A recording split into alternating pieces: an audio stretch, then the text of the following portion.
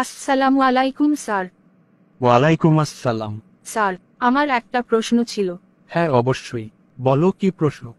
Sir, এত ঘন ঘন বিদ্যুৎ যাওয়ার কারণ কি? বিদ্যুৎ যাওয়ার মূলত তিনটি কারণ আছে।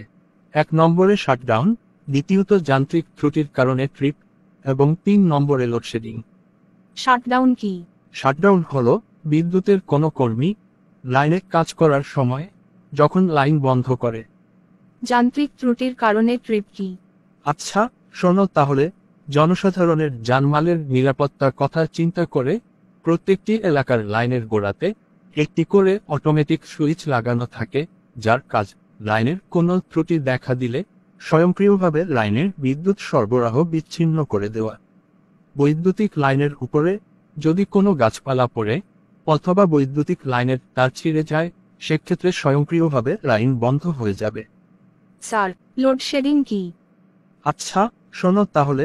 মনে করো পাশাপাশি 5টি গ্রামের বিদ্যুতের চাহিদা 5 মেগাওয়াট, কিন্তু সেই মুহূর্তে বিদ্যুতের উৎপাদন 4 মেগাওয়াট। তাহলে ওই এলাকায় বিদ্যুৎ সরবরাহ করার সময় প্রতি ঘন্টায় একটি করে গ্রাম বন্ধ রেখে বাকি 4টি গ্রামে বিদ্যুৎ সরবরাহ করতে হয়। এখন বুঝতে পেরেছো? জি স্যার, বুঝতে পেরেছি। আচ্ছা, ঠিক আছে। এ বিষয়ে পরে আরো বিস্তারিত আলোচনা করব। আপনারাও আমাদের সঙ্গে থাকুন।